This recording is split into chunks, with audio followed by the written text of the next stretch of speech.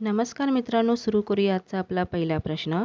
अवकाशात कृत्रिम उपग्रह सोडणारा जगातील पहिला देश कोणता आहे? आणि पर्याय आहेत A. Italy, B. Iraq, C. Russia, D. चीन.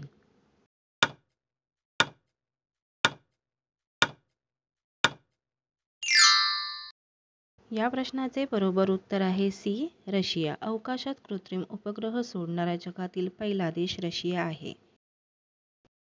आपला पुढील प्रश्न आहे, महात्मा गांधींचा राष्ट्रपिता म्हणून प्रथम उल्लेख कोणी केला? आणि पर्याय आहेत ए. सुभाषचंद्र बोस, बी. जवाहरलाल नेहरू, सी. वल्लभभाई पटेल, डी. यापैकी काहीही नाही.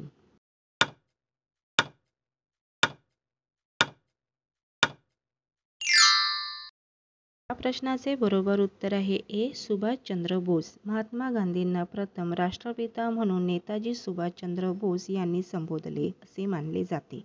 त्यांनी 6 जुलै 1944 रोजी रंगून येथून रेडिओवर भाषण करताना गांधीजींना राष्ट्रपिता म्हणून संबोधित केले. आपला पुढील प्रश्न आहे, इराणी कप खालीलपैकी कोणत्या खेळाशी संबंधित आहे? आणि पर्याय आहेत A. Hockey, B. Polo, C. Cricket, D. Football.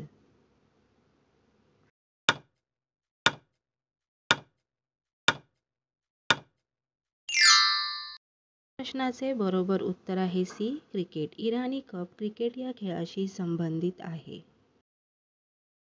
आपला पुढील प्रश्न आहे, महात्मा गांधींच्या दांडी यात्रेने कोणत्या जन आंदोलनाची सुरुवात झाली? आणि पर्याय आहेत ए. खिलाफत चळवळ, बी. भारत छोडो आंदोलन, सी. असहकार चळवळ, डी. सविनय कायदेभंग चळवळ.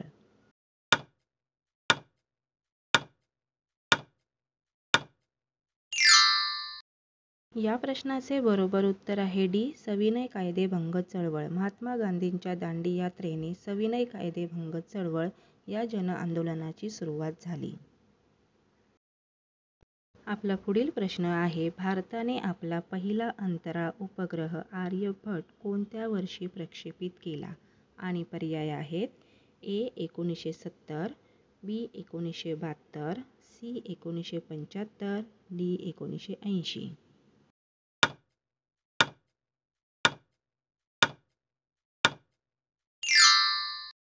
या प्रश्नाचे बरोबर उत्तर आहे सी. 1975. भारताने आपला पहिला अंतराळ उपग्रह आर्यभट्ट 19 एप्रिल 1975 रोजी प्रक्षेपित केला.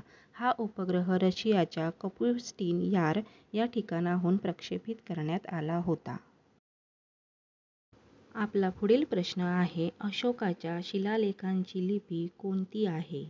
आणि पर्याय आहेत ए. गुरुमुखी, बी. ब्राह्मी, सी. देवनागरी, डी. चित्रलिपी.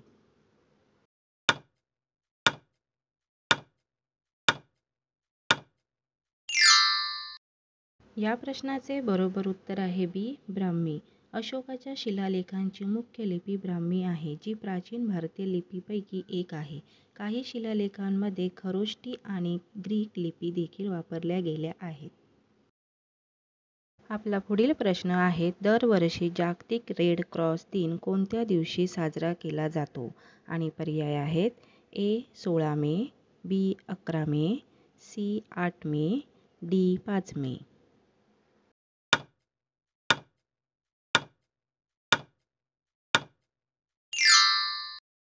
या प्रश्नाचे बरोबर उत्तर आहे सी. 8 मे. जागतिक रेड क्रॉस दिनाला रेड क्रेसेंट डे असेही म्हणतात. जागतिक रेड क्रॉस दिन आणि रेड क्रेसेंट दिन दरवर्षी 8 मे रोजी साजरा केला जातो. ही तारीख हेनरी ड्युनॅट यांची जयंती आहे, ज्यांचा जन्म 8 मे 1828 रोजी स्वित्झर्लंडमधील जिनेव्हा येथे झाला. आपला पुढील प्रश्न आहे, जगातील सर्वात जास्त खप असलेले इंग्रजी वृत्तपत्र कोणते आहे? आणि पर्याय आहेत A. The New York Times, B. The Guardian, C. The Times of India, D. India express.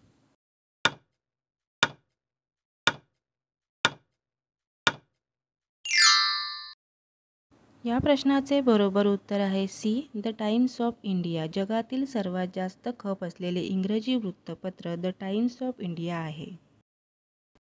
आपला पुढील प्रश्न आहे, सानिया मिर्झा खालीलपैकी कोणत्या खेळासाठी प्रसिद्ध आहे? आणि पर्याय आहेत, ए ॲथलेटिक्स, बी टेनिस, सी बास्केटबॉल, डी यापैकी काहीही नाही.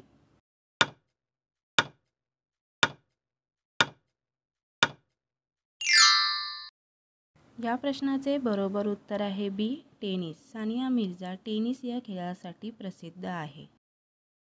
आपला पुढील प्रश्न आहे, कोणत्या देशाने प्रथम भारताशी व्यापारी संबंध प्रस्थापित केले? आणि पर्याय आहेत, A Portuguese, B French, C British, D Dutch.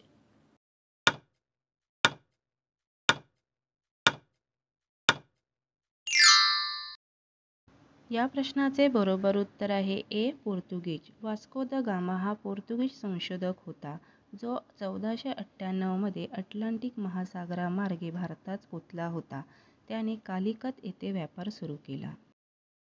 आपला पुढील प्रश्न आहे, कोणत्या प्राण्याला गुलाबी घाम येतो? आणि पर्याय आहेत, ए हत्ती, बी पानघोडा, सी गाढव, डी लांडगा.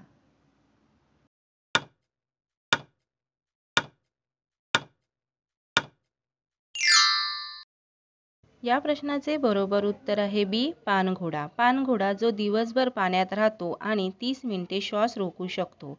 त्याच्या त्वचेत एक विशेष ग्रंथी असते, ज्यातून कधीकधी हिप्पो गुलाबी लाल रंगाचा तेलकट द्राव स्राव करतात.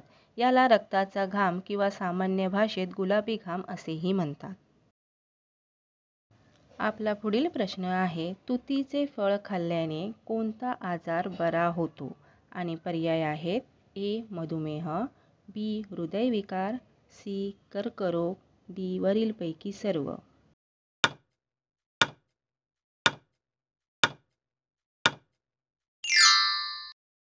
या प्रश्नाचे बरोबर उत्तर आहे डी वरीलपैकी सर्व. तुतीमध्ये अँटीऑक्सिडंट असतात, जे कोलेस्ट्रॉलची पातळी कमी करण्यास मदत करतात, ज्यामुळे हृदयविकार होण्याचा धोका कमी होतो. तुतीमध्ये अँटीऑक्सिडंट आणि कर्करोगाशी लढण्यास मदत करणारे संयुगे असतात, ज्यामुळे कर्करोगाचा धोका कमी होतो.